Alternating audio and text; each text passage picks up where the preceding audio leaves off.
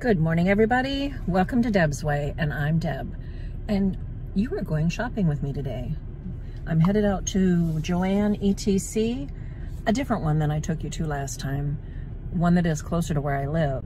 With me sewing this quilt, that Pioneer Sampler quilt, it has more or less motivated me to finish some projects that I have at home and work on new projects too. So I'm in search of basically some quilt batting material, and we'll see what else they might have that I just have to have. I have several quilt tops that I need to get finished up.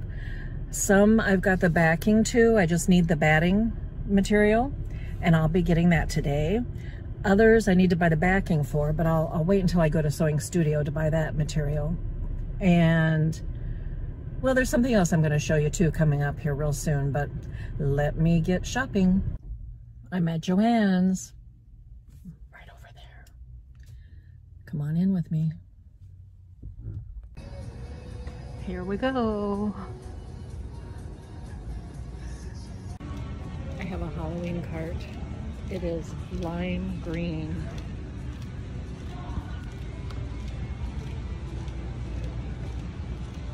I'm going to check the fabric here first. Holy cow. They have a huge magazine counter. I think it's been, probably a good year since I've been in here.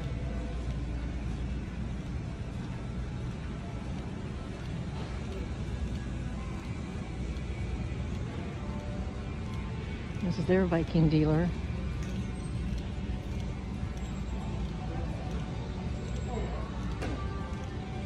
Okay, I need over here.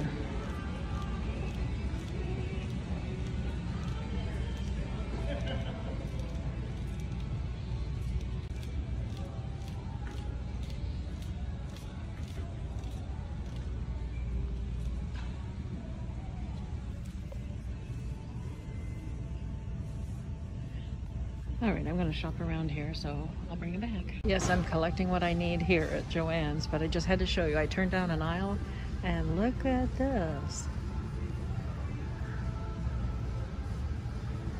They've got a little stockpile back here. Not a lot. Shelves aren't completely full, but some different shapes, different type jars.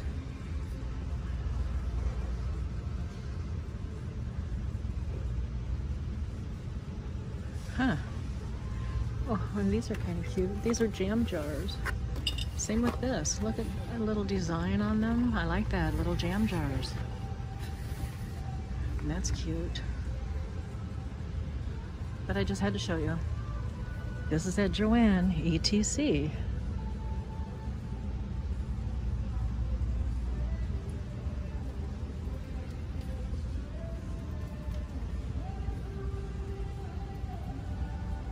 Now this is a different type of jar. I've never heard of Country Classics. I have not heard anything at all about that.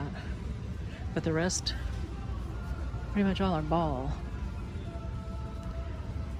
And I don't see any separate lids at all, but the jars with the lids. Okay, on to shopping.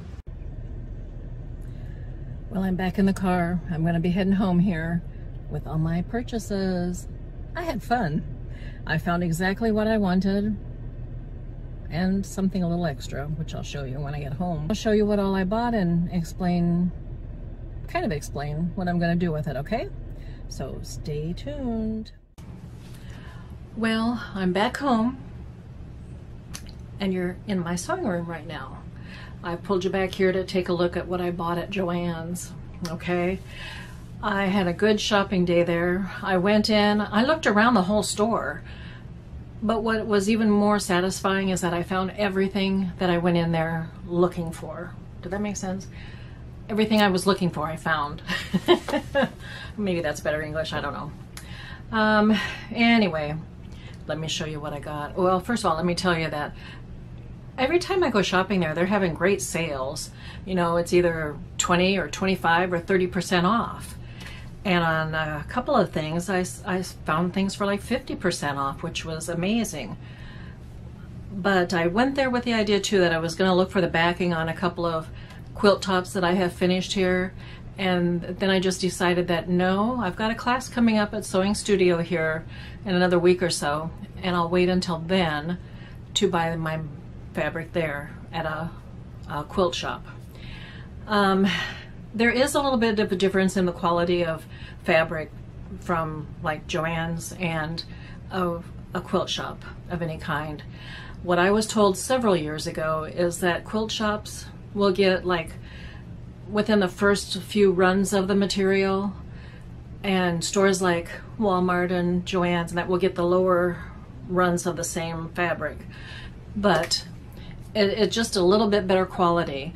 There's nothing wrong with the fabric at Joann's or Walmart. Hey, I've bought my share of that, and I've used it. And my very first quilt, as a matter of fact, was a log cabin quilt that was made from fabric bought at Joann's. No problem. That quilt has held up for, let's see, that would have been like, well, over 20 years ago, and it's still in good shape.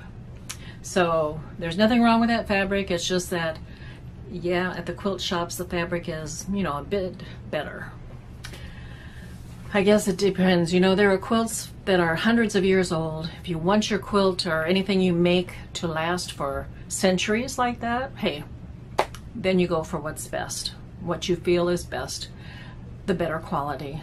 So, but anyway, I considered buying my backings at Joann's, and then like I said, I'm just gonna wait until I go back to Sewing Studio and buy my backing material there. I get a discount because I am attending a class. It's like 15% off. Other than that, they don't give military discount, which Joann's does. So it's like I'll buy some of my sewing stuff at Joann's because they do give the military discount, of which I'm entitled to, being a spouse of a military retiree. And that is 15% off. And then at Sewing Studio, I usually buy up when I have a class, yeah, and get that discount. You gotta, you know, you gotta take advantage of the discounts when you can. It's worth it to save money when you can, like that. Of course, my husband would say, you know, just don't spend the money. There you're really saving a lot of money, but that's no fun. Anyway, I digress. Let me show you what I got at Joann's today. I went in search of pillow forms, and I found some. Now this one is a 12 by 16. It's a rectangular shaped small pillow, 12 inches by 16 inches, and it came in a 2-pack. So I bought it, and it was on sale for 25% off the regular price. All in all, for all the stuff I'm going to show you, I don't have the receipt to break it down per item, but I spent well under $100. It was something like $87 and something and change. So I think I did pretty doggone good. But this was the first thing I bought. And then I got a 16-inch square pillow form. These pillow forms are for a project I'm going to be working on real soon. But these are square shaped. And for the quilt tops that I already have sewn, but I need to put together, I had to get batting for them. So the batting was on sale as well. This was like 30% off. And I got 2 twin size, and the twin size is 72 inches by 90 inches. The quilts that I have to put together are small. They're like lap throws, so this should be plenty of batting. If not, I know where I got it.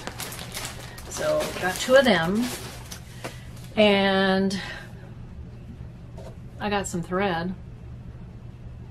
I had to get some more thread, like what I'm using on the Pioneer Sampler quilt. So I got thread.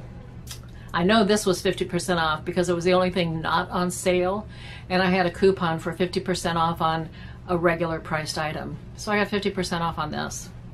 Probably saved a dollar something on it. So, and the one thing that I didn't go in for, but I saw and I thought, yeah. A few months ago, Now I have two lights back here in my sewing room. I have one that is right over the machine here, and then I did have one on the other end of my sewing table, which was the oldest light that I had, and it recently bit the dust. So I bought another little light. This is smaller. The one that I am replacing was a floor, like a floor lamp model. This is a desktop. I'm going to switch the light that I have right up here over to the other corner and put this where the current light is now.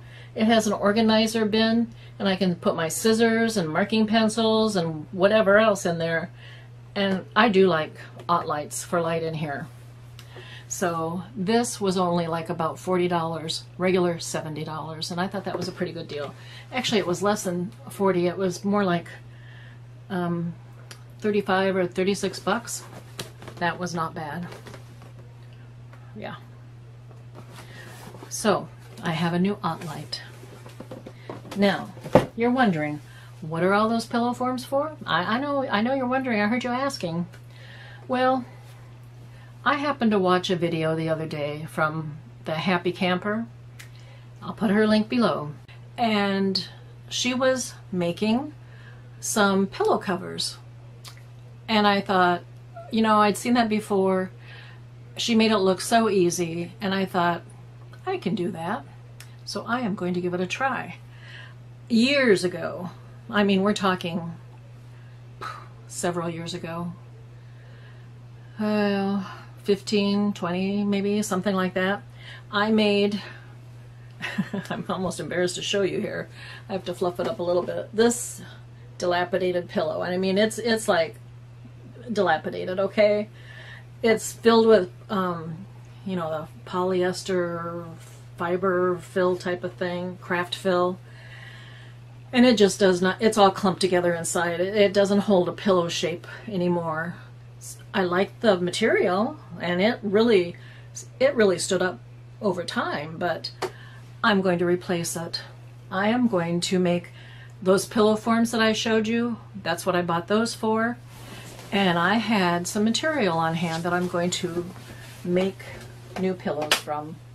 Okay, I know I'm going to have to fussy cut to get certain patterns on it, but this is the material that I'm going to use. And I think it's really nice. So I'll be making those pillows. And another little tidbit for you is that I have something else that's brand new. This is something that I bought a couple weeks ago. And I bought it because it was on sale. Yeah, that's my story. I'm sticking to it. But also because, at least over a year ago, during the height, it seems, of the pandemic, I used to have a Designer One, a Viking or Husqvarna sewing machine. And the Designer One was one of the very first embroidery type models. Very good machine, very sturdy, made in Sweden. And very reliable machine, but it was like, well, it's going on like 20 years old and very highly computerized. I don't need to have such a big machine or such a very high-tech type of machine. I mean, that one came with some built-in stitches, but you know, it was a regular embroidery machine that you had to attach the hoops on and do your designs with discs that you put in. It was a discs. A CD form thing. I never really used it for embroidery, that's just it. So anyway, it was sold to somebody that knows how to use a machine like that and appreciates it even more. I then took a little hiatus from that and was using just a little travel sewing machine that I have, a small Viking, and which I still have and will still use to take to classes if I need to. But for home use, I did go out the other day and buy a new machine. So I went back to Sewing Studio and I sat down with the sales lady of the sewing machine department, and we talked about what I wanted and what she had available. And this is what I brought home. Let me show you. What I have now is a Brother Innovus. It's in the Innovus line. There are several models. Mine is the BQ 1350, and it's part of the Quilt Club series. It has a couple hundred built-in stitches, which I can see here in the screen when I tab the machine on. And right now I've got the extension table on here, but it did come with a, just a regular bed to the machine. I removed that and put on the extension table to see how I like that. So far, so good. I haven't really put a lot of different projects on there, but we'll see how that goes. I've done limited sewing on it, but it is so quiet compared to my little Husqvarna class machine, I tell ya. So you see I have a new toy to play with. Yes, my new machine here. And actually, I think it was perfect timing for me to have found something like this at the sale. There was a sale going on at the time, and it's like I paid half price for it, and it's a brand new machine. They also sell out their class machines, which is a smaller model than this, but during the same time that they do their closeouts on the class machines, they put all of their machines on sale, and I got a good deal on this one. So anyway, this is a brand new machine, not a class one. Even though I went there with the idea that I might get a class one, I didn't end up with one. I have a brand new machine to work on now and to last me for many years. So anyway, I have been going through my supply area back here of all my material yet that I have, which most of the material is allotted to certain projects, and some of the material in the bins back here are actually quilt tops that I have finished that I need to, quilt tops that I've already sewn together. I need to finish up that individual quilt, and I'll be doing that. And I intend to actually be quilting on this machine. In the past I did, lap throws and our king size comforter for the bed. I would finish the quilt tops to that, get all the get all of the materials that I needed to actually make it into a quilt, the batting and the backing besides the quilt top, and then I would turn it over to somebody that had a long arm and had them put a decorative stitch on it and put it together. And then I would hand sew the binding on. I guess I like doing the hand sewing of the binding because I'll sit with it, on my lap as I'm sitting watching TV of an evening, and it goes by real fast. So I just prefer doing that part of it by hand.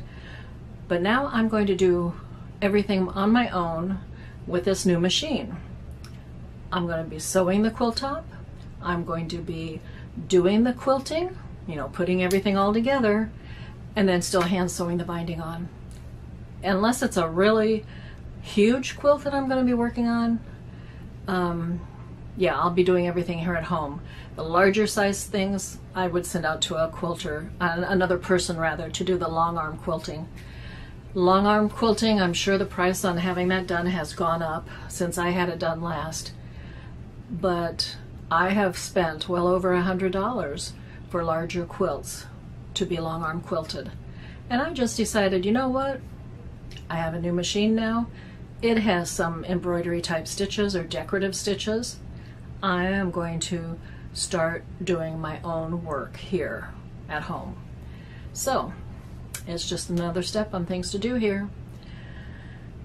Well, this was a shopping extravaganza to share with you that ended up into a sewing story, but that's what it is. Oh, another thing too, I got to show you this. I can't use it here on my sewing table, but this machine that I bought came with a knee pedal.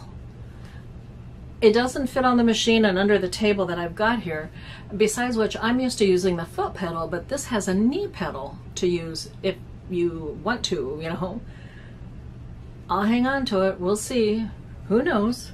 Maybe one day I might use it, but I thought that was kind of interesting.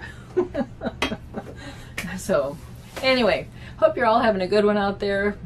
Hope you enjoyed my little shopping trip and learning about my new machine that I am very, very, very pleased with. And besides that, you all take care. We'll be talking again real soon, but for right now, it's going to be bye.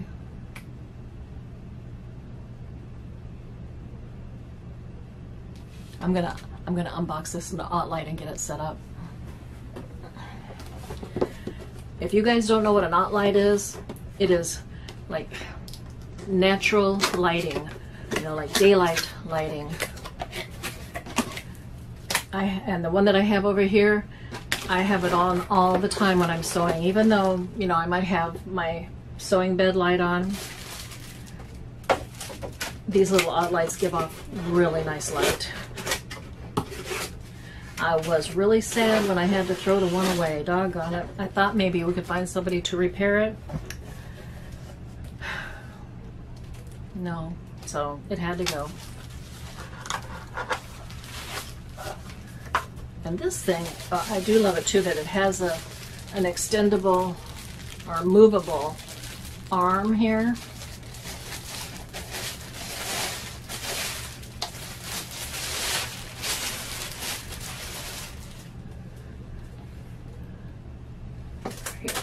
That's my light.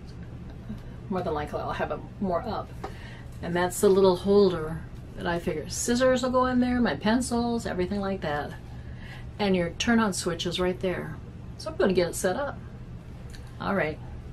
That's enough talking for right now, okay? Bye.